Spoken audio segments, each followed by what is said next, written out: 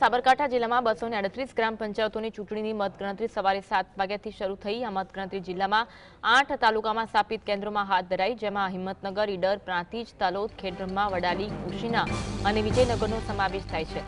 મતગણતરી સ્થળો પર ચુસ્ત પોલીસ બંદોબસ્ત ગોઠવવામાં આવ્યો, જેમાં પ્રાંતિજ અને તલોદમાં વાહન વ્યવહાર માટે વૈકલ્પિક વ્યવસ્થા કરવામાં આવી છે। જિલ્લામાં 617 મતદાન મથકો પર ચૂંટણી યોજાઈ હતી। મતગણતરી સ્થળો પર પણ પોલીસનો ચુસ્ત બંદોબસ્ત ગોઠવવામાં આવ્યો છે અને ચુસ્ત બંદોબસ્ત સાથે મતગણતરી હાથ ધરાઈ રહી છે। સાબરકાંઠા જિલ્લામાં ગ્રામ પંચાયતની મતગણતરીનો પ્રારંભ થયો હતો। સવારે 7 વાગે જ મતગણતરીનો પ્રારંભ કરવામાં આવ્યો હતો। 238 ગ્રામ પંચાયતોના ભાવિનો ફેસલો આજે થવાનો છે। આ મતગણતરી જિલ્લામાં 8 તાલુકામાં સ્થાપિત કેન્દ્રોમાં હાથ ધરાઈ, જેમાં હિંમતનગર, ઈડર, પ્રાંતિજ, તલોદ, ખેડબ્રહ્મા, વડાલી, કોશીના અને વિજયનગરનો સમાવેશ થાય છે। મતગણતરી સ્થળો પર ચુસ્ત પોલીસ બંદોબસ્ત ગોઠવવામાં આવ્યો છે, જેમાં પ્રાંતિજ અને તલોદમાં વાહન વ્યવહાર માટે વૈકલ્પિક વ્યવસ્થા પણ કરવામાં આવી છે। સાબરકાંઠા જિલ્લામાં ગ્રામ પંચાયતની મતગણતરીનો પ્રારંભ થયો છે। 7 વાગ્યાથી મતગણતરીનો પ્રારંભ થયો હતો। 238 ગ્રામ પંચાયતોની ચૂંટણીની મતગણતરી સવારે 7 વાગ્યાથી શરૂ થઈ। આ મતગણતરી જિલ્લામાં 8 તાલુકામાં સ્થાપિત કેન્દ્રોમાં હાથ ધરાઈ છે। આજે અંગે વધુ વાત કરીશું, સંવાદદાતા જુગનુ અમારી સાથે ફોન લાઈન પર જોડાયા છે। જુગનુ, સાબરકાંઠા જિલ્લામાં 238 ગ્રામ પંચાયતોની ચૂંટણીની મતગણતરી સવારે 7 વાગ્યાથી શરૂ થઈ છે, વિગત જણાવશો।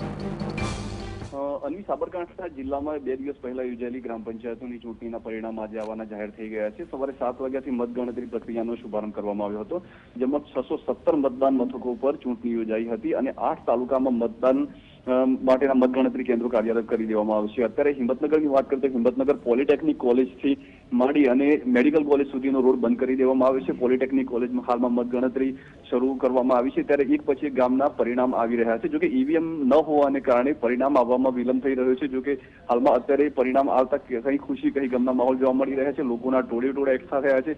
હિંમતનગર પોલિટેકનિક કોલેજ આગળ જ 10 થી 15,000 લોકો ભેગા થયા છે। હિંમતનગર તાલુકાના તમામ 8 તાલુકા મથકો ઉપર અત્યારે હાથમાં મતગણતરી ચાલી રહી છે। જી અન્વી, ખાસ કરી આ વિસ્તારોમાં કઈ કઈ સમસ્યાઓ જોવા મળતી હતી જુગનુ?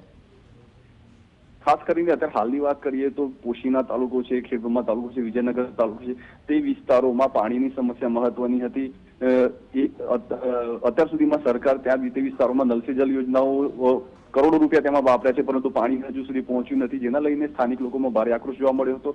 ખાસ કરીને કોંગ્રેસ સમર્થિત સરપંચો જીતે તેવા દાવા કરવામાં આવ્યા હતા, કારણ કે વર્તમાન ભાજપ સરકાર ત્યાં પાણી પહોંચાડવામાં નિષ્ફળ નીવડી છે। આ ઉપરાંત તલોદ પ્રાંતિજ તાલુકાની વાત કરીએ તો દર ચોમાસામાં પાણી ભરાઈ જાય છે, ખેતરો ડૂબમાં જાય છે, સુજલામ સુફલામની કેનાલ ઓવરફ્લો થઈને ખેતરોમાં પાણી ફરી વળે છે, જેને લઈને ખેડૂતોને મોઢામાં આવેલો કોળિયો છીનવાઈ જાય છે। તેના કારણે પણ ખેડૂતોમાં આ વખતે રોષ જોવા મળ્યો હતો અને આની સીધી અસર મતદાન પર પડી હતી। જી અન્વી, જી આભાર માહિતી આપવા માટે।